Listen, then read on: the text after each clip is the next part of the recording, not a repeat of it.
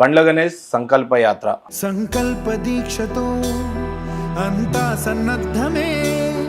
భారతదేశంలో చంద్రబాబు నాయుడు గారు అరెస్ట్ అయిన తర్వాత ఆ రోజున బెయిల్స్ దొరకట్లేని నేపథ్యంలో చమత్కారంగా బండ్ల గణేష్ గారు చేసినటువంటి ఈ పాదయాత్రలో గొప్ప విషయం ఒకటి దాగుంది అనిపించింది.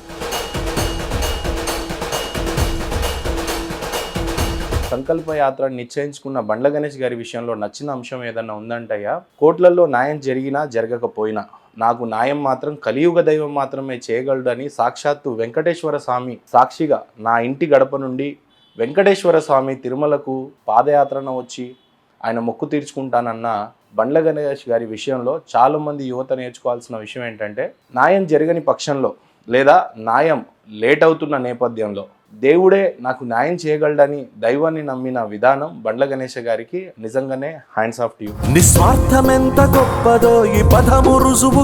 చంద్రబాబు నాయుడు గారు రిలీజ్ అయితే పాదయాత్ర చేస్తానని చెప్పి బహుశా భారతదేశంలో ఏ ముఖ్యమంత్రి గారికి కూడా ఇలాంటి పాదయాత్ర ఏ వ్యక్తి కూడా చేయలేదు. భవిష్యత్తులో ఖచ్చితంగా మీ పాదయాత్ర ప్రపంచవ్యాప్తంగా సంచలనం అవుతుందో లేదో కానీ చాలామంది యువతకు ఇన్స్పిరేషన్ ఇస్తుంది. మా యొక్క మద్దతు ఏ పొలిటికల్ పార్టీకి సంబంధించినది కాదు. ఎందుకంటే బండ్ల గణేష్ గారు కూడా పాదయాత్ర ప్రారంభించినప్పుడు ఇది పొలిటికల్ యాత్ర కాదు,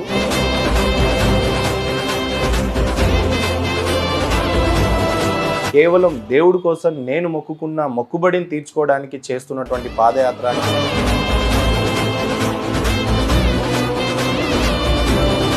ఆయననే తెలియజేయడం జరిగింది. అలాగే పార్టీలకు అతీతంగా దేవుణ్ణి సంకల్పిస్తే దేవుడు నిజంగానే ఆ వరం ఇచ్చిన తర్వాత ఆ మొక్కుని ఎలా తీర్చుకోవాలి ఒక భక్తుడు అని బండ్ల గణేష్ గారు ప్రూవ్ చేయటం,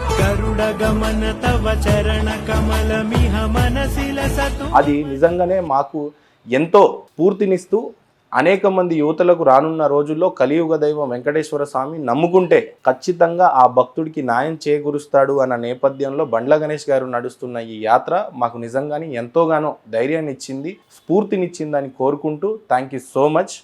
జై హింద్, జై భారత్. ఏడుకొండలవాడ వెంకటరమణ గోవింద గోవింద.